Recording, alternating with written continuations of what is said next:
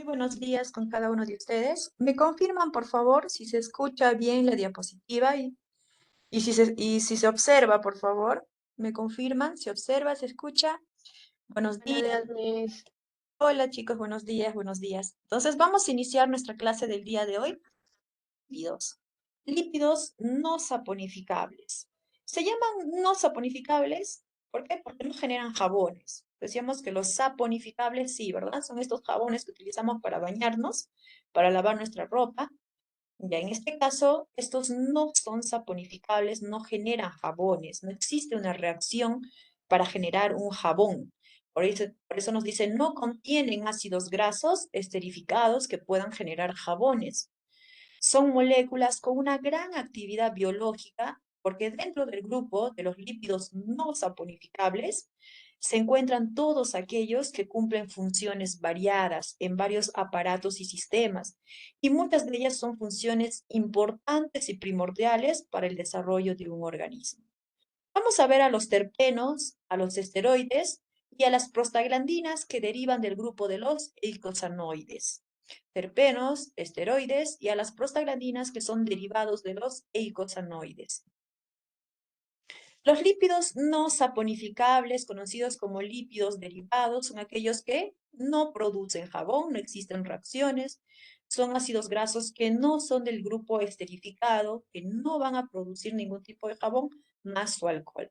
Entonces tenemos ahí a los terpenos, a los esteroides y a las prostaglandinas que derivan del grupo de los eicosanoides. Comencemos con los terpenos. A los terpenos también lo vamos a encontrar con otro nombre. Se les denomina isoprenoides. Terpenos o isoprenoides. Los terpenos o isoprenoides están presentes en los vegetales, en los frutos, en la flor, en la planta en general y en todo su componente. Los terpenos son compuestos orgánicos presentes en origen vegetal, conocidos como isoprenoides, y tienen una estructura basada en repetición de varios isoprenos, isopreno, isopreno, isopreno.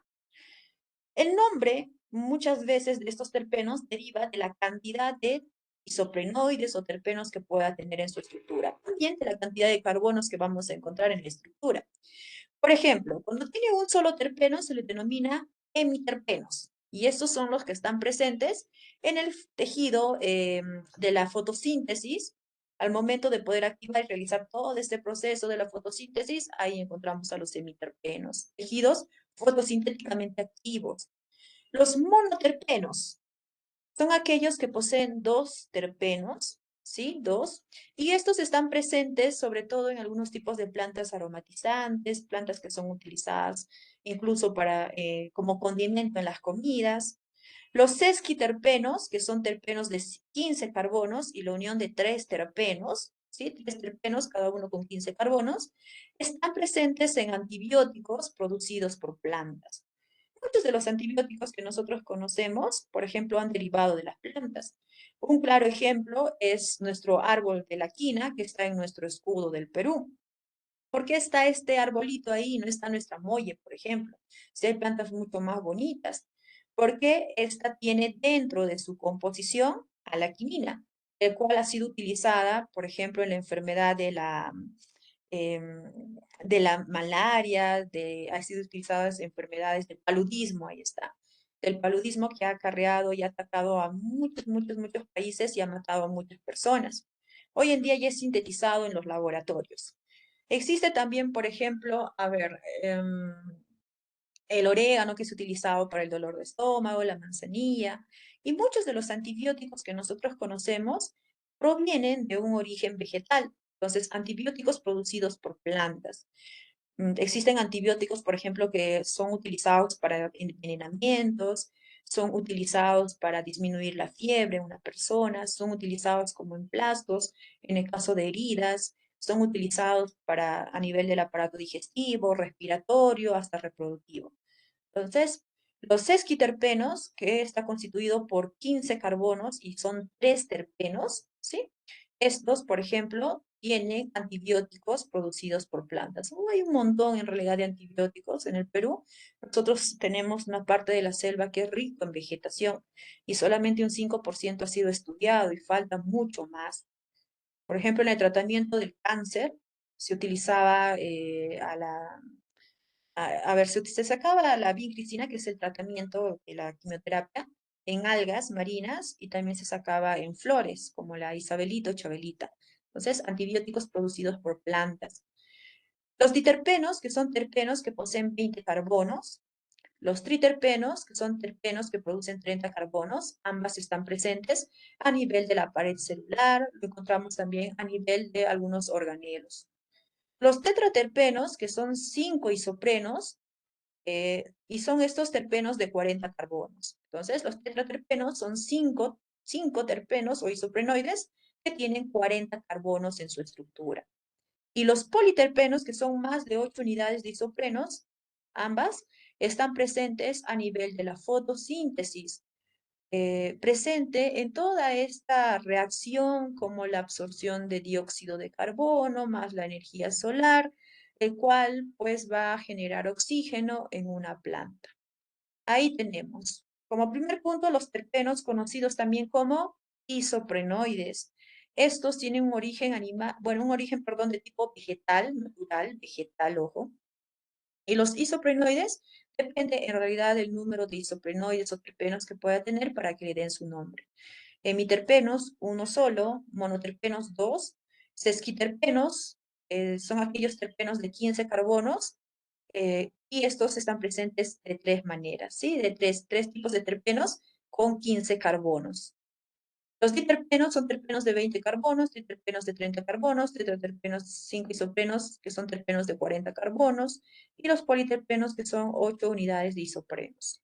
Entonces, acá tenemos los terpenos o isoprenoides, los cuales vienen a ser la unión de los terpenos, y estos terpenos pueden tener varias cantidades de carbono. Pueden tener 15 carbonos, 20 carbonos, 30 carbonos, 40 carbonos, y dependiendo de eso, su función y su nombre.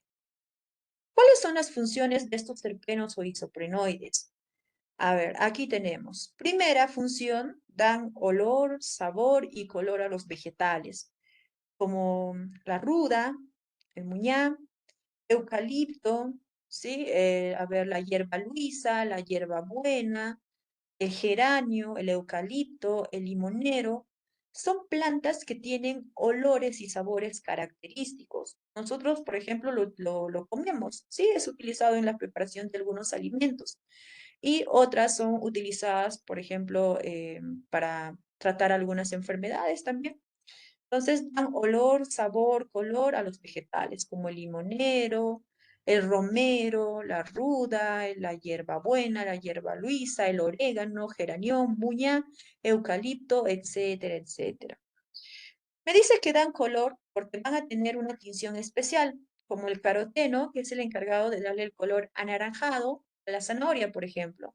Sí, caroteno, color anaranjado a la zanahoria. El licopeno, que es el encargado de darle el color rojo, por ejemplo, a los tomates o a la sandía. La santófila, que es la encargada de darle ese color amarillo, por ejemplo, a la lúcuma. Y bueno, la clorofila, que es la encargada de darle este color verdecito a muchas plantas.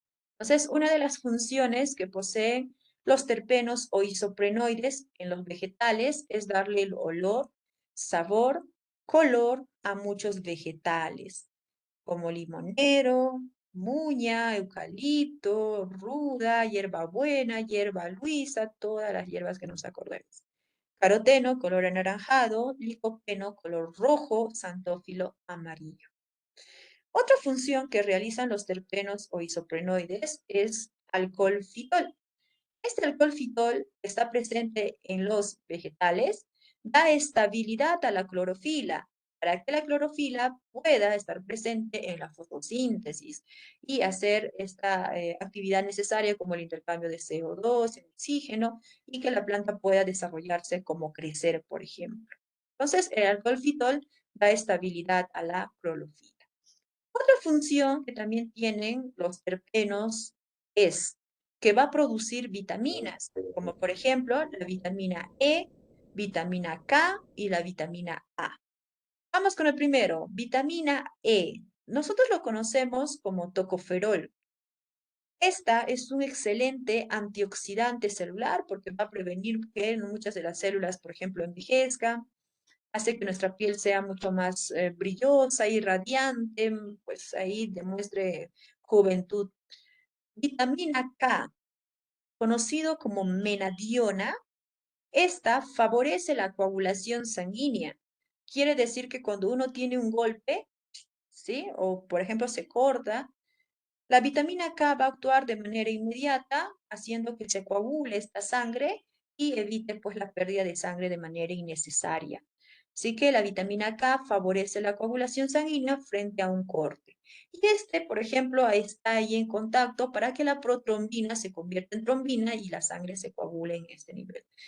Ojo, también va a regular y evitar que muchas veces sea lo contrario, que se convierta en demasiada trombina, porque te imaginas que nuestra sangre se coagule, lo cual uno no desea. Vitamina A, conocida como retinol. Esta vitamina A favorece nuestra agudeza visual, le va a dar vitalidad, salud a nuestros ojos, nuestra vista, a nuestro aparato ocular. Y es que básicamente va a prevenir que las personas, por ejemplo, sufran de miopía, que es cuando uno no puede ver de lejos, astigmatismo, que es cuando uno no puede ver de cerca, va a prevenir que la persona tenga algún tipo de enfermedad o que le pueda dar conjuntivitis, u otro tipo, o como cataratas, u otro tipo de enfermedad o alteración a nivel visual. Entonces, ¿quién es el encargado de darnos salud, salubridad a nuestros ojos? La vitamina A o retinol.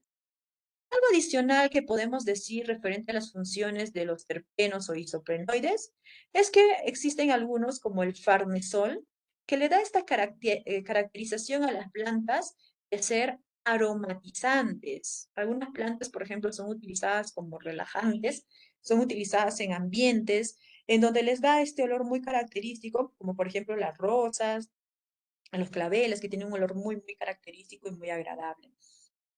El anosterol o escualeno, los cuales son precursores del colesterol, y el caucho que está presente en los neumáticos y la suela. Vamos con el resumen de esta diapositiva. Estamos viendo dentro del grupo de los no saponificables, como primer punto, a los terpenos, conocidos también como isoprenoides. Recuerda que los terpenos varía su nombre según la cantidad de terpenos que tenga y según la cantidad de carbonos que tenga este terpeno. Si tiene un solo terpeno, dos terpenos, tres terpenos, y también el nombre varía si tiene 15 carbonos, 20 carbonos, 30 carbonos, 40 carbonos. Estos terpenos son importantes porque realizan tres funciones principales. El dar olor, sabor, color a los vegetales. ¿Sí? Ahí tenemos la caroteno, color anaranjado, licopeno rojo, santófilo amarillo. También el alcohol fitol presente, este va a dar estabilidad a la clorofila para que pueda realizarse la fotosíntesis. Y también va a generar algunas vitaminas como la vitamina E, vitamina K y la vitamina A. La vitamina E o tocoferol, recuerda que es un antioxidante celular. La vitamina K o menadiona favorece la coagulación de la sangre. Y la vitamina A como el retinol es el encargado de darle salud y bienestar a nuestros ojos o nuestra vista. Adicional a ello, el farnesol es aquel que le da esta característica aromatizante, el anosterol o escualeno son precursores del colesterol y el caucho son aquellos que están presentes en los neumáticos y en las suelas. Vamos con el segundo lípido de tipo no saponificable, los esteroides o esteroles.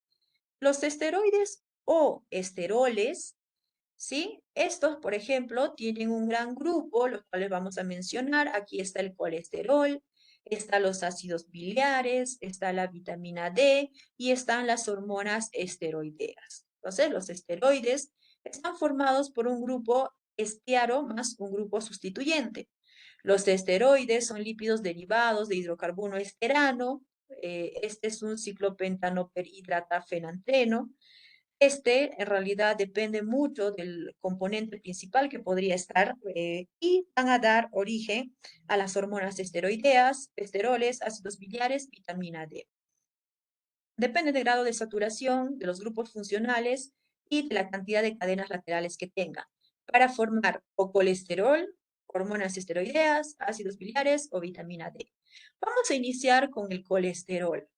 El colesterol En pequeñas cantidades es muy bueno. ¿Por qué? Porque nos va a dar estabilidad en la membrana celular de los animales ante cambios de temperatura. Cuando uno viaja a zonas muy frías, son animales que viven bajo 0 °C, osos polares, focas, animales marinos de tipo acuático que están en zonas muy, muy frías. ¿Para qué les va a ayudar el colesterol? Para dar estabilidad a la membrana celular de este animal, ¿sí? Para que ésta pueda adaptarse en los cambios de temperatura. ¿Y dónde yo encuentro el colesterol, el cual me va a ayudar a aumentar mi fluidez? Vas a encontrarlo en los ácidos grasos saturados. ¿Qué era un ácido graso saturado? Son aquellos que tienen enlace simple. ¿Qué más? Tienen origen animal. Lo encontramos en la grasita del pollo, en la grasa de la oveja, en la grasa de la res, en la grasa del cuy, del conejo. Son ácidos grasos de tipo saturados, difíciles de metabolizar. ¿Qué sucede si yo consumo en amplias cantidades el colesterol? Exceso de colesterol va a hacer que las paredes internas de la arteria comiencen a aumentar en grosor y se produce una enfermedad llamada arteriosclerosis. Como por ejemplo, vamos a imaginarnos un túnel y tenemos mucho cemento. Vamos a imaginar que este túnel viene a ser nuestra arteria o nuestra vena y el cemento es el colesterol. Yo voy a comenzar a colocar colesterol, bueno, cemento, cemento, cemento a lo largo de todo este túnel. Cemento, cemento, cemento, cemento. Y va a llegar un momento en el cual ya no va a poder pasar un carrito, sino ya no puede pasar ni siquiera la persona. ¿Por qué? Porque estamos haciendo que se vuelva muy, muy pequeñito la entrada a este túnel. ¿Por la presencia de qué? En este caso de mucho cemento. Vamos con este ejemplo a plasmarlo aquí en el caso de colesterol. Este túnel sería nuestra arteria o nuestro vaso y este cemento sería el colesterol. Vamos a hacer que el colesterol se impregne en las paredes de nuestras arterias o nuestras venas y va a comenzar a dificultarse el ingreso del torrente sanguíneo. ¿Y qué es lo que lleva la sangre? La sangre lleva nutrientes, lleva oxígeno, y si nosotros no llevamos nutrientes y oxígeno a zonas aledañas, puede necrosarse, puede morir esta zona por falta de oxígeno, por falta de nutrientes, lo cual es muy, muy malo. Entonces, el exceso de colesterol que se deposita en las paredes internas de la arteria produce una enfermedad llamada arterioesclerosis, allí se llama. El colesterol son esteroides que tienen el grupo OH o el grupo alcohol con 3 cadenas con 3 carbonos, OH con 3 carbonos, y este va a tener una cadena hidrocarbonada de 8 carbonos. Dentro de este grupo, el más conocido y abundante es el colesterol. Recuerda tú que en pequeñas cantidades está bien, porque nos va a ayudar cuando nosotros estemos en zonas muy frías. Va a mantener nuestra estabilidad en nuestra membrana celular, pero consumirlo en amplias cantidades es dañino para la salud.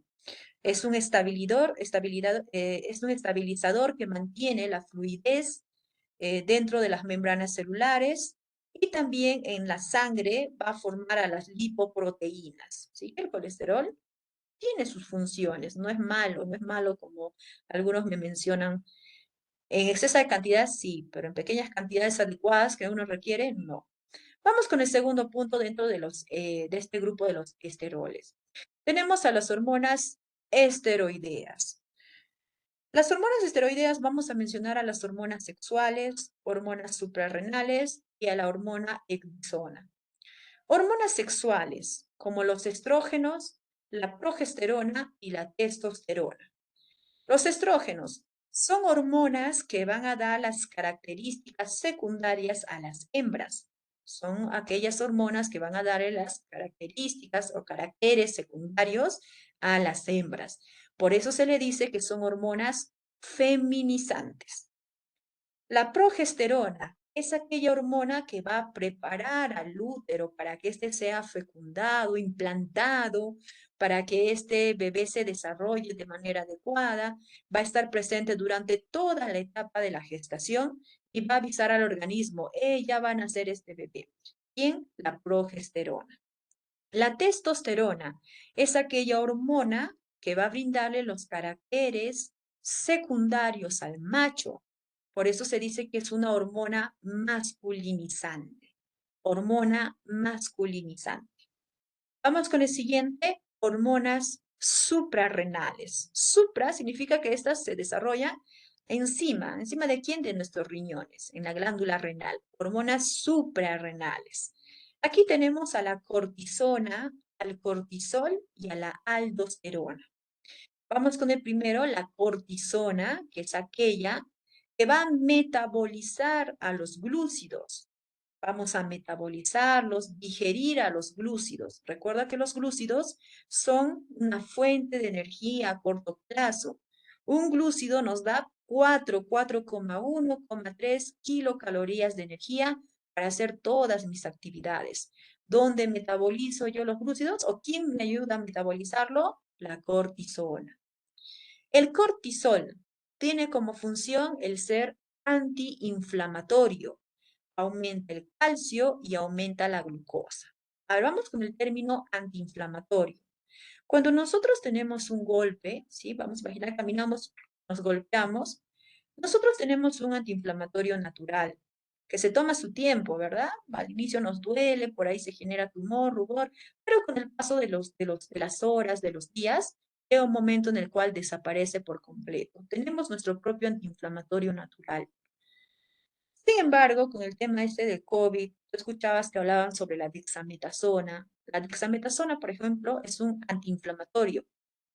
Este antiinflamatorio, usarlo en mucha cantidad en realidad es dañino, porque ¿qué sucede si, a ver, yo tengo un golpe y ya quiero tomar dexametasona? Sí, el producto es bueno porque tú lo tomas y automáticamente al toque ves que sí, va a mejorar. Uno lo toma un día, 2 días, 3 días, 4 días, se vuelve por ahí. Ah, voy a tomar 7 días para ver qué es lo que sucede. Ya no voy a tener ninguna heridita.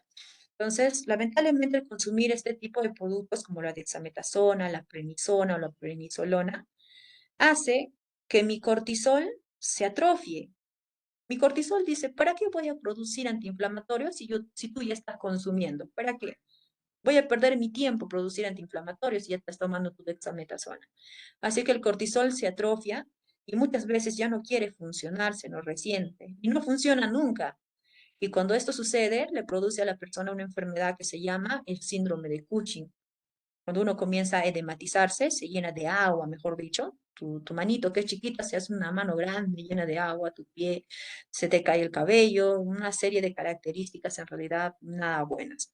Entonces, nosotros tenemos nuestro propio antiinflamatorio de manera natural, el cual es producida por el cortisol. Si la dexametasona es buena, es cierto, pero esta no se debe de consumir por más de 3 hasta 5 días si es algo grave en realidad lo que tienes. Ten mucho cuidado en realidad con este fármaco. Aumenta el calcio, para aumentar la cantidad de calcio, esto es bueno porque va a generar la síntesis de este calcio a nivel de nuestros huesos y va a generar que nuestros huesos sean mucho más fuertes y duritos. Y va a aumentar la cantidad de glucosa en nuestra sangre. Cuando uno requiere energía, justamente el cortisol va a actuar para poder producir mayor cantidad de glucosa y esta sea utilizada por el organismo. Luego tenemos a la aldosterona, que esta va a actuar a nivel de los túbulos renales produciendo la reabsorción de agua y la reabsorción de sodio.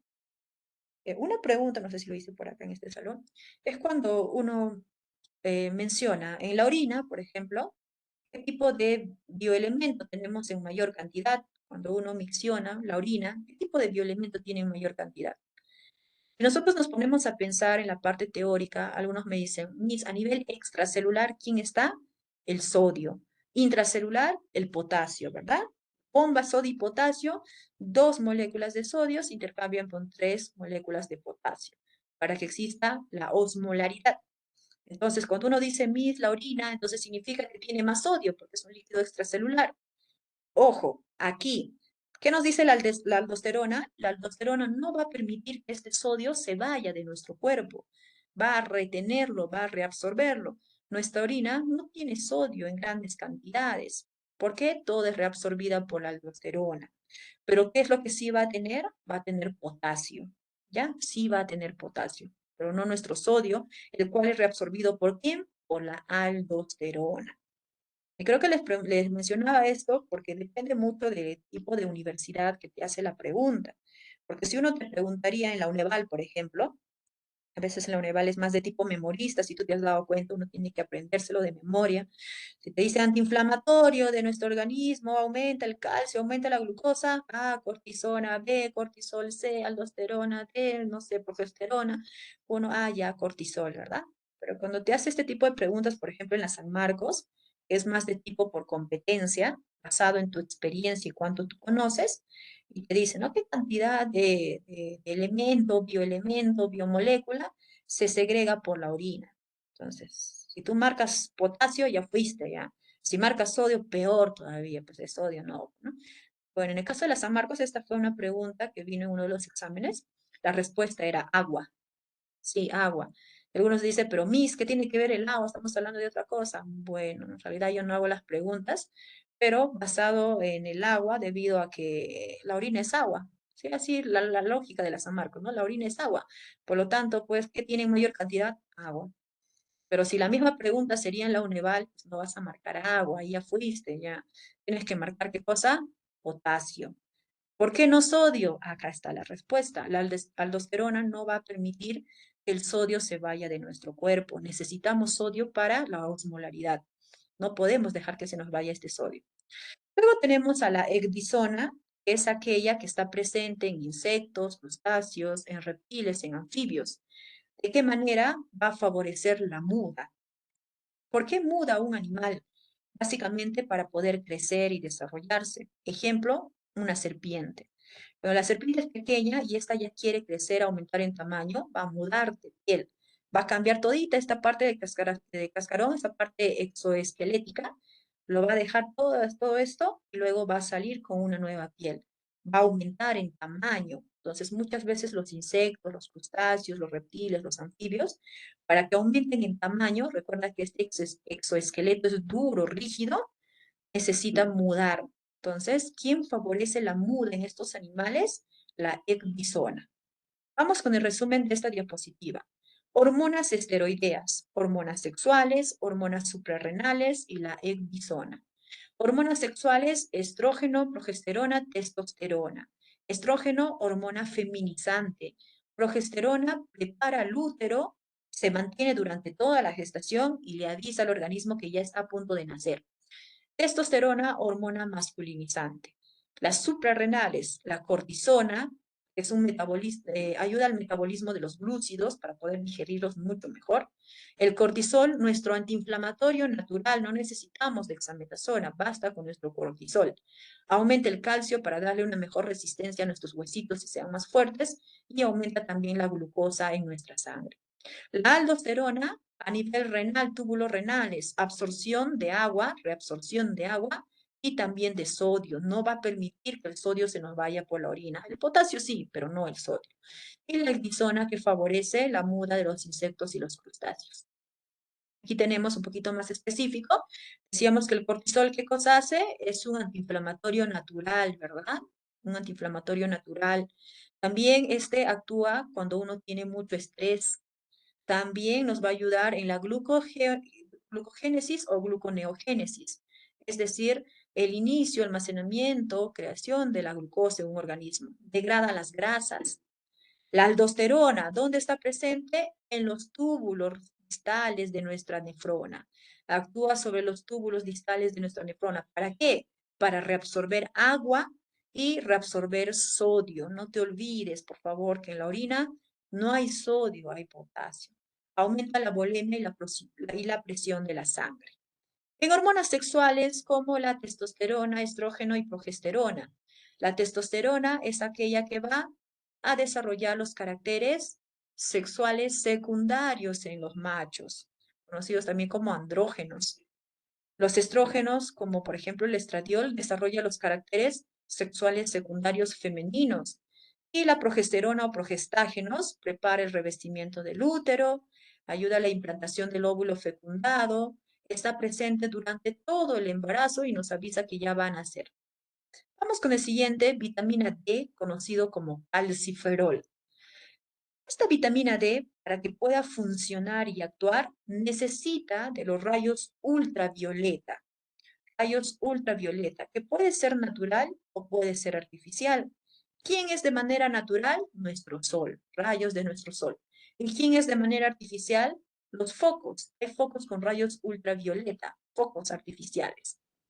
La vitamina D más la presencia de rayos ultravioletas, estas cumplen como función favorecer la absorción de calcio en el intestino delgado y este va a actuar sobre nuestros huesos para que el hueso lo pueda sintetizar y sea mucho más fuerte y duro y resistente. Así que no basta con consumir pues altas cantidades de calcio en nuestra dieta, sino que también necesitamos vitamina D3 y necesitamos luz, necesitamos sol, necesitamos rayos ultravioletas.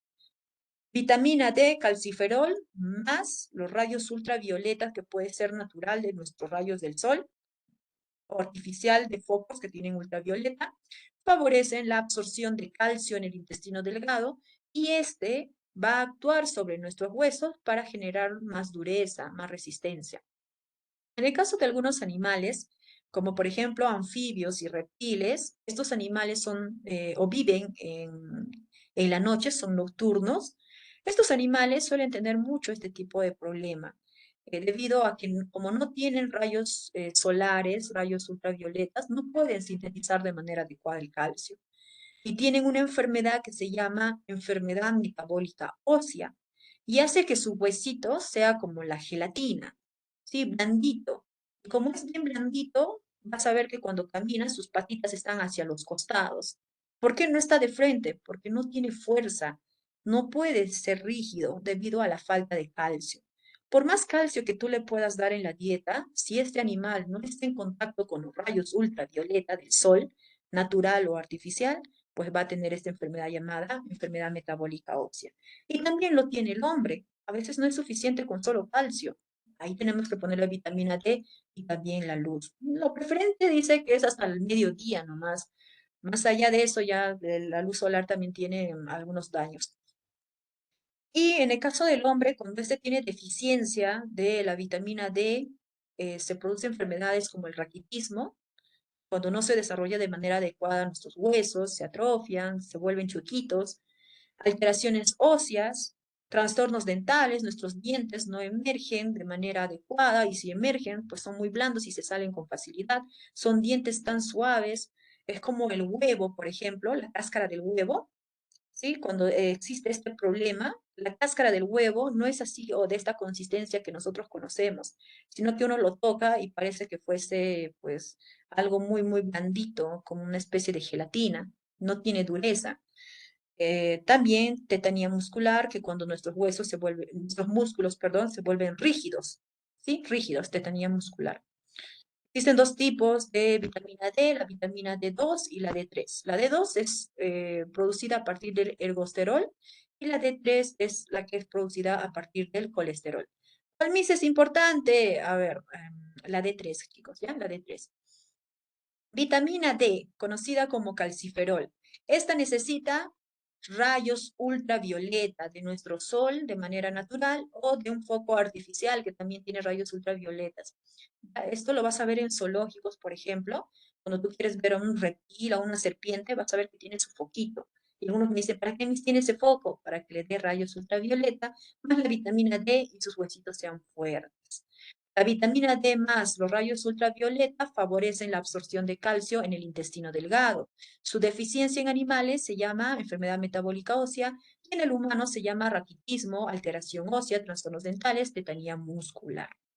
Siguiente, ácidos biliares. Los ácidos biliares se forman en el hígado. Estos son almacenados en la vesícula biliar. Ahí encontramos al ácido litocólico y el ácido desoxicólico. ¿Para qué sirve? Tiene como función principal participar en la digestión de las grasas. Quiere decir que van a emulsificar las grasas. A estas grasas localizadas a nivel del intestino y va a mejorar su digestión, su absorción de las grasas y estas grasas van a ser almacenadas y nos van a brindar energía a largo plazo. Entonces tenemos ahí ácidos biliares, se forman en el hígado y se almacenan en la vesícula biliar. Ahí tenemos al ácido litocólico y el ácido desoxicólico. ¿Cuál es la función de los ácidos biliares? Participan en la digestión de las grasas. Facilitan, ¿sí? la digestión de las grasas. ¿Y para qué? Para almacenarlas y que nosotros pues tengamos nuestra reserva a largo o corto plazo. Alguien me decía cuando hablábamos de las grasas saturadas e insaturadas, decíamos las saturadas, difícil de metabolizarlos, y las insaturadas, decimos fácil de metabolizarlos. ¿Quién ayuda al metabolismo de estas grasas? Aquí, en este nivel. Sí, hay un poco difícil en las grasas de origen animal, muy fáciles las de origen vegetal. Entonces, ahí los ácidos biliares actúan para poder digerirlos. Vamos con el último, prostaglandinas. Las prostaglandinas son los derivados de los eicosanoides. Para entender qué cosa es un eicosanoide, es importante tener en cuenta dónde está este. Los eicosanoides son derivados del ácido araquidónico. ¿Recuerdas el ácido araquidónico? ¿Dónde lo hemos visto? En los lípidos de tipo insaturados, ¿verdad? Insaturados, los que tenían doble cadenita de origen vegetal, ¿sí? El ácido araquidónico, presente también en la membrana celular. Aquí tenemos al colesterol. Entonces vamos a entender primero qué cosa es un eicosanoide. Este es un derivado del ácido araquidónico. ¿Recuerdas al ácido araquidónico derivado de quién? Era una grasa de tipo semiesencial, ¿verdad? Porque derivaba de quién?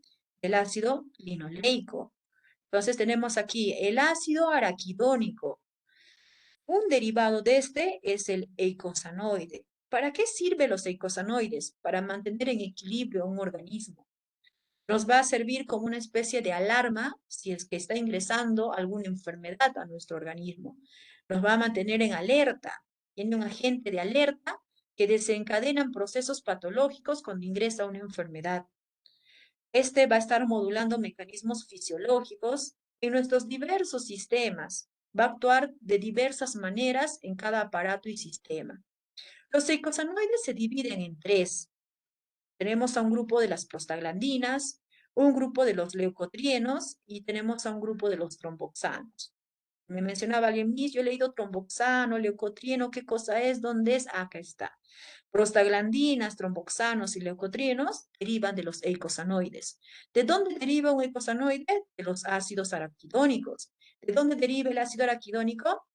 Del ácido linoleico. ¿Y dónde estaban estos? Estaban dentro de los insaturados. ¿Y quiénes son los insaturados? Los que tienen doble cadena de carbono-carbono, los de origen vegetal, ¿qué más? Los que son fáciles de metabolizar. Pues ya hemos llegado de dónde proviene este eicosanoide. Vamos a hablar sobre las prostaglandinas, que son derivadas de los eicosanoides. Entonces, si son derivados, tú ya sabes que derivan también del ácido araquidónico, del eicosanoide. Este tiene una estructura que está formada por un anillo. Anillo, le decimos también formación cíclica o proyección de Haworth. Este tiene cinco esquinitas, lo cual nos indica que tiene 5 carbonos. Es una estructura que tiene 20 carbonos más su anillo cíclico de 5 carbonos.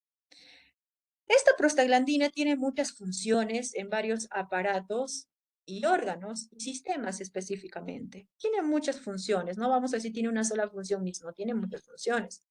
Cuando encontramos en algunos libros, vamos a encontrar la prostaglandina 1, 2 y 3, así está con este número. Nos dice que el 1 y el 3 son restauradores de nuestra salud. Restauradores significa que si yo tengo una herida, lo va a curar. Si, por ejemplo, me quiere dar gastritis, ahí va a liberar más mucosa gástrica y va a curar mi estómago. Son restauradores de mi salud. Pero también la prostaglandina 2 tiene un efecto opuesto, nocivo, como por ejemplo, me va a dar fiebre, ¿sí? La fiebre es una respuesta inmunológica frente al ingreso de un organismo.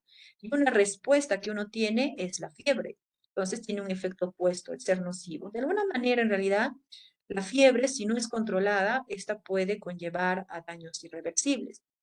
Uno aumenta la fiebre no lo tratas, te puede dar meningitis. La meningitis, itis, inflamación de nuestra capa meningia, es la que cubre el revestimiento de nuestro cerebro. Y cuando se inflama, lo que suele ocurrir es que la persona puede tener, pues, se puede romper una arteria, una vena a nivel de nuestro cerebro y esto puede conllevar a la muerte de la persona. Las prostaglandinas, estas tienen diferentes funciones tanto en aparatos y sistemas. Vamos a verlas aquí. Tenemos en el sistema cardiovascular, vamos a definir dos palabras, dilatación y constricción. Dilatación y constricción. La dilatación es cuando aumenta en tamaño. A ver, imaginémonos un túnel. Dilatación es cuando aumenta, ¿sí? Ya no solamente por este túnel va a pasar un carro, va a pasar sino 10 carros. Se va a dilatar, aumentar en tamaño. Constricción es lo contrario, se vuelve mucho más pequeñito, ¿sí? Pequeño, pequeño, pequeño. Ya no pasa un carro, va a pasar solo un niño de 5 años. Se vuelve mucho más pequeñito. Entonces, acá tenemos sistema cardiovascular, vasodilatación. Este término vaso hace referencia a las arterias o venas. Las arterias o venas se van a dilatar, se van a aumentar en tamaño, arterias y venas. Es un antiagregante plaquetario, quiere decir que va a estar de la manito con las plaquetas.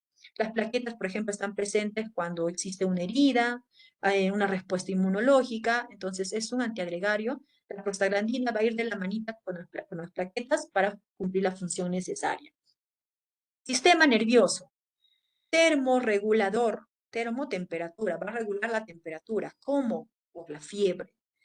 ¿Ya? La fiebre es una respuesta inmunológica del organismo. Fiebre, respuesta inmunológica del organismo, está sucediendo algo. Es una sensación de alerta que nos pone un organismo de que algo está pasando. Entonces, ¿quién actúa aquí? La prostaglandina, por medio de la termorregularización, haciendo que se produzca fiebre. Y también son los mediadores del dolor. El dolor a escala del 1 al 10, aquí nos va a mencionar cuánto de dolor uno tiene y cuánto puede uno pues, soportar y aguantar. En el sistema reproductivo funciona como un vasodilatador del cuerpo cavernoso. Cuerpo cavernoso ubicado a nivel del pene, quiere decir que va a actuar en la erección del pene.